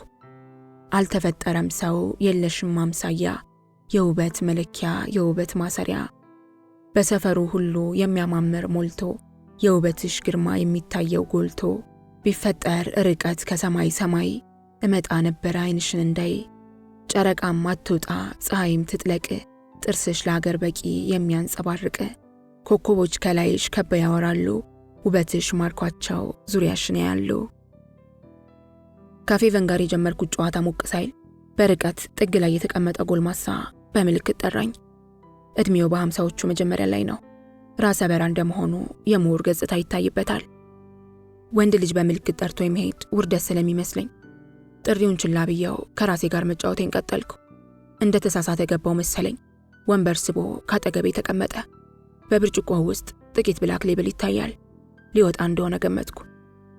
ኩራትሽ አይጣለው፣ ደግሞ ቁርጥ አንጀሊናን ነው የምትመስዩ። ብዙ ሰዎች እንደዛ ይሉኛል። ተፈጥሮ ነው፣ ምን ታደርገዋለህ? በዓለም ላይ የመንጋ ያህል የሚመሳሰሉ ብዙ ሰዎች አሉ። እኔ እንደውም አታስዋሽኝና መጀመሪያ ባየሁሽ ቅጽበት ምን እንደተሰማኝ ታውቂያለሽ? እኔ አላውቅም። ምን ነበር የተሰማህ? አንጀሊና ኢትዮጵያዊት ሕፃን በማደጎ መውሰዳን ስላነበብኩ ለተመሳሳይ ጉዳይ ማኪ ቤት የተገኘች ነበር ይመስለኝ። ቅድም አንቺን በሙሉ አይኔ ለማየት ፈራ ተባ ስል እንኳን ያላየሽኝ። ሳቄን ለቀኩት። ፊቴን አዙሬ ቅድም የተቀመጥኩበት ቦታን ማተርኩ። ፌቨን በቦታ የለችም። ደነገጥኩ። ተቀይማኝ ወደ ቤቷ ሄደች መሰለኝ። አይኔን ብቻቸውን እንደተቀመጡት ወንዶች ላኩ። አሁን ተረጋጋሁ። ከአንዱ ጋር ጨዋታዋን አድርተዋለች። የእፎይታ ስሜት ተሰማኝ። መውጣቴ ነው። አብረሽኝ እንድታድር ይፈልጋለሁ። ይቻላል። የሞባይሌን ስክሪን ተመለከትኩት። 10 ሰዓት ከ53 ይላል። ቺቺኒያ እንደዚህ ናት። ሰው ፈጣሪውን ለማመስገን ወደ ቤተ ክርስቲያን ገቢ አጣፍቶ በሚኳትንበት ሰዓት እኛ የአዳርና የሾርቷ ጋር እንደራደራለን። ስንት እንድከፍል ይጠበቅብኛል? 1500 ብር ብቻ። ምንም አልተከራከረም። ቆጥሮ ሰጠኝ። ቀይ ሬንጅ ሮቨር ውስጥ ጠብቅሻለሁ። በቶሎ ነይ። አልጋ እኮ እዚህ አለ። ለምን እዚህ አናድርም? የለም፣ ለ1 ወር 45 ሺህ ብር የከፈልኩበት ገስት ሃውስ አለ። ከከፈልኩበት አይቀር እንዳንቺ አይነት ቆንጆ ይዤበት ልግባ እንጂ እጣን ከማጫጫስ የበለጠ ቤት የሚያሞቅበት ነው ያለሽ። ሀገሬ የውቦች ሀገር ናት። ይህ ሰው ላልጋ ብቻ በቀን 1500 ብር ይከፍላል ማለት ነው። ሞጃ መሆን አለበት። እሺ መጣሁ። ለማኪ መውጫ ከፈልኩና ፌቨንን ከተሰናበትኩ በኋላ ወደ ሰውየው መኪና መራሁ። ስምሽን ማን ልበል? ሮዛ። ኦ ደስ የሚል ስም ነው። የኔ ስም ለዛሬው ዋለልኝ ይሁን። በራሱ ንግግር በሳቅ ተንከተከተ። ሞቅ ብሎታል። ድምፁ ወፍራምና በእርጋታ የሚወጣ ስለሆነ ግርማ ሞገስ አለው። የሆነ ያነበበ ሰው ይመስላል። ነጋዴ ነገር እንዳልሆነ በድምፁ ማወቅ ይቻላል። ውቧን ሬንጅ ሮቨር ወዳረፈበት ገስት ሃውስ አቅጣጫ ከነፋት። ከእንግሊዝ ለ3 ወር እረፍት መምጣቴ ነው። ኑሮዬን እዚያው ካደረግኩ 16 ዓመት ሆኖኛል። ይገርምሻል፣ ይህ ሰፈር ለንደን ውስጥ የሚኖሩ ጓደኞቼ በዝና ያወሩለታል። ጓደኞቼ ለእረፍትና ቤተሰብ ጥየቃ አዲስ አበባ የመጡ ጊዜ በቺቺኒያ ተዝናንተዋል። ይህን ቪላ ያወቅኩትን በእነሱ ጥቆማ ነው። የሚነዳት ቀይ ሬንጅ ሮቨር የእንግሊዝ ስሪት እንደሆነች አውቃለሁ። ዋለሌ በሞቅታ ቃል የነገረኝ መረጃ ከእውነት እንዳራቀ ገምቻለሁ። የቺቺኒያ ዝና ባህር ተሻግሮ ለንደን መድረሱ አያስገርምም። ድስት መክደኛውን አያጣም እንደሚባለው ማኪ ራሷ ዲያስፖራ ስለሆነች ይሆን የቪላው አብዛኞቹ ደንበኞች ዲያስፖራ የሆኑት? ያረፈበት ገስት ሃውስ ማራኪ የመዋኛ ገንዳና ውብ መናፈሻ አለው። 2ኛ ፎቅ ላይ ወደሚገኘው የመኝታ ክፍሉ ገባን። ከፍሪጅ ውስጥ 2 ብርጭቆዎችን አውጥቶ በወይን ሞላቸው። አንዱን ብርጭቆ በፈገግታ ታጅቦ አቀበለኝ። ሮዛ፣ በጣም ይቅርታ፣ አንድ አፍታ በአስቸኳይ ወደ እንግሊዝ ለሥራ ባልደረቦች መላክ ያለብኝ ሰነድ አለ። ትንሽ ታገሽኝ። የዋለልኝ እርጋታ በጣም አስገርሞኛል። ሌላ በሻኮ በዚህ ሰዓት የወሲብ ስሜቱን ለማስተንፈስ ወደ ወሲብ አውሬነት የሚቀየርበት የጥድፊያ ቅጽበት ነው። ዋለልኝ ላይ ይህን የጥድፊያና በስሜት የመንገብገብ አዝማሚያ ስላላየውን የተገረምኩት። ከመካከለኛ ሻንጣው ውስጥ ሴት የምትመስል ላፕቶፕ አውጥቶ ከዘረጋ በኋላ ከዓለም የኢንተርኔት መረብ ጋር የሚያገናኘውን ኢቪዶ ከላፕቶፑ ግርጌ አንድ ጫፍ ሰካ። ከላፕቶፑ ስክሪን ላይ ያኖራቸው በርካታ ፋይሎችና ሰነዶችን በየተራ ከከፈተና ትክክለኛነታቸውን ካረጋገጠ በኋላ የኢሜል አካውንቱን ከፈተ። በሰነዶቹ ላይ በርካታ ሰንጠረዦችን ተመልክቻለሁ። ዋለልኝ እንግሊዝ ውስጥ የሚሰራበትን ኩባንያ ወጪ፣ ገቢና ትርፍ ሂሳብ ያወራረደባቸው ሰነዶች እንደሆኑ ገምቻለሁ። ከሂሳብ ድምሮቹ ኩባንያው በርካታ ሚሊዮን ፓውንዶችን የሚያንቀሳቀስ ግዙፍ ኩባንያ እንደሆነ ጠርጥሬያለሁ። የሥራ ባልደረቦቹን የኢሜል አድራሻዎች በዝርዝር ከጻፈ በኋላ ሁሉንም ሰነዶች ላከ። እንዲህ አይነት ስክነትና እርጋታ አልኮል የጠጣ የሀበሻ ወንድ ላይ አይቼ አላውቅም። እኔ እስከማውቀው የሀበሻ ወንድ የመኝታ ክፍሉን በር እንደዘጋ መቀመጫ ቸብ ሲያደርግ ጡትና ጭን ሲያሽና ስሜቱን ለማስተንፈስ የአውሬ ያህል ሲናደፍ ነው የማውቀው። ዋለልኝ እስካሁን ጫፌን አልነካኝም። ኢቪዶን ከነቀለ በኋላ ሶኬት ነቅሎ ላፕቶፑን በስክነት ዘጋና ከወጣበት መለስተኛ ሻንጣ ውስጥ መለሰው። ከወይኗ አንዴ ተጎንጭቶለት አልጋው ጫፍ ላይ ተቀመጠ። ተከትየው ካጠገቡ ተቀመጥኩ። ከንፈሩን ልስመው ስል ከለከለኝ። ሹራቡን ላወልቅለት ስልም ፍቃደኛ አይደለም። ዚፑን ልከፍትለት ስል በቀኝ እጁ አገደኝ። የግርምት ስሜቴ ወደ ድንጋጤ እየተቀየረ ነው። እንደዚህ አይነት ወንድ ገጥሞኝ አያውቅም። ሞቅ ያለ ሻወር መውሰድ ፈልጋለሁ፣ የዋና ጃዋይን አለኝ። እንደማልፈልግ ነገርኩት። ኦኬ ብሎኝ ፎጣ ይዞ ወደ ገላ መታጠቢያው ገባ። ሀፍረት ቆንጠጥ አደረገኝ። እሱ ገላውን ታጥቦ እኔ ሳልታጠብ አብረን ስናደር ሊደብረው ወይንም ሊንቀኝ ይችላል ብዬ አሰብኩ። በዚህ የተነሳ ትንሽ ቆየት ብዬ ሐሳቤን ቀይሬ ፎጣ ይዤ ተከተልኩት። የሞቀ ጃኮዚ ውስጥ ገብተን ባረፋው እየተጫወትን ወይናችንን እየጠጣን ማውጋት ጀመርን። እንግሊዝ ስለሚወራው ሕይወት ያጫውተኝ ጀመር። 3 ዲግሪ እንዳለው 1200 ሰራተኞችን ያቀፈ ግዙፍ ኩባንያ ውስጥ የፋይናንስ ዲፓርትመንት ስራ አስኪያጅ ሆኖ እንደሚሰራ፣ በወር 120 ሺህ ብር አካባቢ እንደሚከፈለው አወራኝ። በወሬያችን መሃል የእግሩ አውራ ጣት ብልቴ አካባቢ ሲነካኝ ዝግንን እያለው እግሩን ይሰበስባል። ሆን ብዬ እግሬን ባረፋ ውስጥ ሰብስቤ ብልቱን በእግሬ ዳበሳ መፈለግ ጀመርኩ። አልተሳካልኝም። ስለ ስራው ብቻ ሲያወራኝ 1 ሰዓት አልፎታል። በወሬው ምንም ጣልቃ ሳልገባ በሙሉ ትኩረት ስላዳመጥኩት ወዶኛል። ይህንን ከድምፁ ለዛና ከገጽታውም ተረድቻለሁ። ትምህርት የቀመሽ ትመስያለሽ ልበል? ምንም አንልም፣ በጣት ላለመፈረም ያህል ተምረናል ብዬ ዋሻሁት። አስተሳሰብሽ ከዚያ ከፍ ያለ ይመስላል። ምናልባት መጽሐፍ ታነቢያለሽ ልበል? አልፎ አልፎ። ደስ አለው። ምን አይነት መጽሐፍ ታነቢያለሽ? ታሪክ፣ ፍልስፍና፣ አልፎ አልፎ ሳይኮሎጂ። ልብ ወለድ ብዙም አልወድም፣ እንቅልፌ ይመጣል። ተደንቋየኝና በሐሳብ ነጎደ። የእግሩ አውራ ጣት ለሁለተኛ ጊዜ ብልቴን ነካው። ሳያስበው በመሆኑ ደነገጠ። ምን ያስደነግጠዋል? የኔ እግር ደግሞ ወደሱ ብልት እንዳይመጣ በተቻለው መጠን ሲጠነቀቅ አየሁት። ምን እየሆነ ነው ይሄ ሰውዬ? እግሬን ቀስ ብዬ ውሃ ውስጥ ሰድጄ ልነካካው ሞከርኩ። የፈለግኩትን አላገኘሁም። ስለ ስኬታማነቱ ተጨማሪ ወሬ ካወራልኝ በኋላ ሲጨርስ ጀርባውን በፍጥነት ሰጥቶኝ በትልቅ ፎጣ ገላውን ካደራረቀ በኋላ ሙሉ የመኝታ ቱታ ለብሶ እኔን ቀድሞ አልጋ ውስጥ ገባ። እርቃንህን እንዳላይህ ነው? ስታወራኝ አፋር አትመስልም ግን። መልስ አልሰጠኝም። እኔም ገላዬ ላይ ፎጣ ጣል እንዳደረግኩ ተከተልኩት። የፎጣውን ጫፍ ጡቶቼን አስደግፌ እንዳሸረጥኩት ክፍሉ ውስጥ መንጎራደድ ጀመርኩ። ብርድ ልብሱ ውስጥ ከገባ በኋላ ቱታውን ማውለቅ ጀመረ። እርቃን ገላውን ለምን ሊያሳየኝ እንዳልፈለግ አልገባኝም። በብርድ ልብሱ እስከ አንገቱ ተሸፋፍኗል። ነፃ እንዲሆንና የወሲብ ስሜቱ እንዲነሳሳ በማሰብ አልጋው ላይ ቆሜ ለስሜት የሚጋብዝ ዳንስ እየደነስኩ ያጣፋሁትን ፎጣ አውልቄ በውስጥ ሱሬ ብቻ ቀርቻለሁ። በአማላይ ውዝዋዜ ጥቂት ደቂቃዎች ከቆየ በኋላ ዞሬ ተመለከትኩት። አሁንም የዋለልኝ አይን ላይ የተለየ ስሜት አላስተዋልኩም። ብርድ ልብሱ ውስጥ እንደ ሕፃን ልጅ ጥቅልል ብሎ ተኝቷል። ካጠገቡ ተኛሁ። ከንፈሩን ልስመው ስል በድጋሚ ከለከለኝ። የጡቶቹን ጫፍ ለመላስ ዝቅ ስልም አገደኝ። ቀኝ እጄን ወደ ብልቱ ሰደድኩ። ቶሎ በቀኝ እጁ እጄን አፈፍ አድርጎ መሃል ላይ አስቀረኝ። በግራ እጁ አቅፎኝ መቀመጫዬን ወደ እሱ አፈንድጄለት ዞሬ እንድተኛ ካደረገኝ በኋላ አሁን ኮንዶም አጥልቆ ሊከካኝ ነው ብዬ ሳስብ እንግሊዝ ስለሚሰራው ስራ እንደ አዲስ ያወራልኝ ጀመር። ግራ ተጋባሁ። ይሄ ሰውዬ የሚረጨው ስለ እንግሊዝ በማውራት ነው እንዴ? የዚህ ሰውዬ ነገር ሁለመናው እንቆቅልሽ ሆኖብኛል። እያወራልኝ እያለ የጀመረውን አረፍተ ነገር ሳይጨርስ ድንገት ጸጥ አለ። ደንግጬ ፊቴን ወደሱ ሳዞር ድብን ያለ እንቅልፍ ወስዶታል። ትንሽ ማንኮራፋት ጀመረና ጸጥ ብሎ ተኛ። የሚገርመው ወንድ ነው ዛሬ ገጠመኝ። የማደርገው ጠፍቶኝ እንቅልፌ እስኪመጣ የቲቪውን የርቀት መቆጣጠሪያ ከፍቼ ድምፁን አጥፍቼ እንደተኛው አይኔን ለማድከም ቲቪው ላይ ማፍጠጥ ጀመርኩ። ዋለልኝ እንደፈራ ሕፃን ወገቤን ጥብቅ አድርጎ ይዞኝ ነው የተኛው። ሐሳብ እንቅልፍ ከለከለኝ። ይህ ሰው ለምንድን ነው ብልቱ የማይቆመው? ለምንስ ሴክስ አያደርግም? ለምንድን ነው ስለ እንግሊዝ ብቻ የሚያወራው? ለምን ሳይከካኝ እንቅልፍ ወሰደው? ምናልባት የጠጣው ዋይን አጃጅሎት ይሆን? እኔ ላይ ደስ ያላለውን ነገር አይቶ ይሆን? የትኛው ወንድ ነው የሴት ገላቅፎ ጸጥ ብሎ የሚተኛ? በዚህ ሐሳብ ውስጥ እየቀዘፍኩ እኔንም እንቅልፍ ጣለኝ። ሊነጋ ሲል ቀድሞኝ ከእንቅልፍ ነቅቶ ቢቢሲ ቲቪ ከፍቶ የፋይናንስ ኢኮኖሚ ዜና ሲከታተል ደረስኩበት።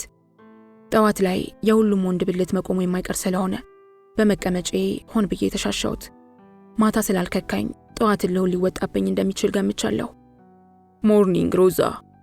አንተ እንቅልፋም ምን ሆነህ ነው? ማታ እኔን አስደግፈኝ ትተኛለህ እንዴ? በእናንተ ሀገር ነውር የሚባል ነገር የለም እንዴ? ወሬ ያስቀየረኝ። ከነቱታው ተነስቶ ቁርስ ለመስራት ኪችን ገብቶ ተፍ ተፍ ማለት ጀመረ። አሪፍ ኦምሌትና ጁስ ለሁለታችን ይዞ ተመለሰ። ቁርሱን አቀራርቦ ተመልሶ አልጋው ውስጥ ገባ። አሁን ልንጣለዝ እንደምንችል እርግጠኛ ሆኜ እግሬን መከፋፈት ጀመርኩ። እሱ በተቃራኒው ማውራት ጀመረ። ለምን ያን ሁሉ ብር ከፈለኝ ታዲያ? እንዲህ አይነቱ አጋጣሚ የመጀመሪያ ስለሆነ ግራ ተጋብቻለሁ። እንደገናም ደግሞ ይዞኛል። ወንድ እንዲህ ንቆ ትቶኝ አያውቅም በፍጹም። ከፈረንጅ ሀገር የምትመጡ አበሾች የጠዋት ሴክስ ነው የምትወዱት አይደል? ፊቱን ግጭም አደረገው። ቀኝ እጄን በደረቱ በኩል አድርጌ ወደ ብልቱ አቅጣጫ መውረድ ጀመርኩ። ሆዱ ጠፍጣፋ ነው። ፍላጎቴ ናረ። እምቢ ስላለኝ ነው መሰለኝ እልህ ተጋብቻለሁ። በጣቶቼ ሆዱ አካባቢ ትንሽ አጫውቼው ወደ ብልቱ ሸርተት ስል ዋለልኝ እጄን ልቅም አድርጎ ያዘኝ። ከንፈሩን ልስመው ስጠጋ ፊቱን ወደ ኋላ ሸሸ። የመጣ ይምጣ ብዬ በድፍረት ጠየቅኩት። ተጸይፈኝ ነው? ዋት? ኖ ዌይ። ለምንድን ነው ሴክስ የማታደርገው? ዝም አለ። ለእኔ ስሜት የለም? ባለትዳር ነህ? ባለትዳር አይደለሁም። ሴተኛ ዳሪ ነች ብለህ ነው? HIV ፈርተህ ነው? እንደምታስቢው አይደለም ሮዛ፣ ፕሊዝ። ሶ ዋት? ስሜት የለህም? አዎ የለኝም። ታዲያ ለምን 1500 ብር ከፈልከኝ? ወሬን እንድትሰሚኝና ሴት አቅፌ ካልተኛው እንቅልፍ ስለማይወስደኝ። በጣም ደነገጥኩ። የልቤ ምት እንደገና ጨመረ። ትክክለኛው ምክንያት ለማወቅ ጓጉቻለሁ። በግሌ የሰው ልጅ ማህበራዊ መስተጋብርን ድብቅ እንቆቅልሽ እንደመፍታት የሚያስደስተኝ ነገር የለም። ድብቅና ከመንጋው ለየት ያለ ሰውን የምወደውም ለዚያ ይመስለኛል። የተሸሸገውን ሰብአዊ እውነት ማውጣትና የወንድን ጉለት መሙላት የእኛ ሴቶች ተፈጥሯዊ ጥሪ እንደሆነ አስባለሁ። ሴት ጓደኛ አለችህ? የለኝም። ተጣልታችሁ ነው? አይደለም። ፍቅር ይዞ ያውቃል ለመሆኑ? አዎን። ከማን ጋር? ከኢትዮጵያ። አሃ፣ የፍቅረኛ ስም ኢትዮጵያ ነበር? አዎን። ለምን ከኢትዮጵያ ጋር ተለያያችሁ? መንግስቱ ኃይለማርያምና ድርጅቱ ትግላችንን፣ ዓላማችንን ኢየሱስ ኢትዮጵያ ሀገራችንን ገደሏት። ዋለልኝ፣ ለምን ታሾፍብኛለህ? ምንድነው የምትቀባጥረው? ከጭምተኝነቱ ወጥቶ ጣራው እስኪሰነጠቅ ሳቀ። ቲያትር የሚሰራ ሰው ነው የሚመስለው። ለደቂቃዎች ሳቁን አላቆመም። ሳቁ ግን የደስታ ሳይሆን የንዴት እንደነበር ያስታውቃል። አይኖቹና ፊቱ ቀሉ። ደም ስሮቹ በአንገትና በፊት ገጹ ላይ ተገታተሩ። የመጨረሻ ጥያቄ በጣም እንዳበሳጨው ተረዳው። ለነገሩ ሮዛ፣ አንቺ ምን ታደርጊ? አልፈርድብሽም። የኔ ትውልድ ብትሆኚ ነበር ህመምና ስቃይ የሚገባሽ። ከላይ የለበስናውን ብርድ ልብስና አንሶላ ሰብስቦ መሬት ላይ በኃይል ወረወራቸው። እንዳያንቀኝ ፈርቻለሁ። በሆዱ አልጋው ላይ እጁን ዘርግቶ ተኛ። ጀርባዬ ይታይሻል? የውስጥ እግሬን ተመልክተሽዋል? ጩኸቴን ለቀኩት። ጀርባው፣ መቀመጫው፣ የታፋው ጀርባ፣ ባቱና ውስጥ እግሩ ሰንበር በሰንበር ናቸው። አሁን የተገረፈ ያህል ምልክቶቹ በሙሉ አሉ። የተገረፈባቸው አልንጎች ስጋን በውጭ የሚያነሱ እንደነበር ጀርባውና ውስጥ እግሩ ላይ ያሉት ጉድጓዶች መናገር ይችላሉ። ዋለልኝ፣ አንጀቴን በላኝ። ለተሻለች ኢትዮጵያ እንቅልፍ አጥተን 24 ሰዓት ማሰባችንና በኢትዮጵያ ክፉ ፍቅር መለከፋችን ነው ለዚህ ይዳረገን። ዋለልኝ የሚናገረውን እየሰማሁት እንደሆነ ለማረጋገጥ ፊቱን አዙሮ በአትኩሮት ተመለከተኝ። ፊቱን መልሶ ንግግሩን ቀጠለ። ስለ ኢሃፓ ምንም የማያውቁትና ምንም አይነት ተሳትፎ ያልነበራቸው 3 ወንድሞቼ ደብተርና መጽሐፍ ይዘው በመናፈሻ ውስጥ ሲያልፉ ለምን ተገደሉ? እህቴ ማርታ ሬሷ ጠዋት መኖሪያ ቤታችን በር ላይ ለምን ተጣለ?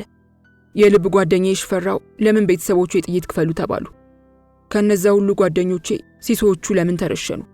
መላኩ ተፈራ ለምን ወገኖቼን ከተራራ ገፍትሮ ገደላቸው?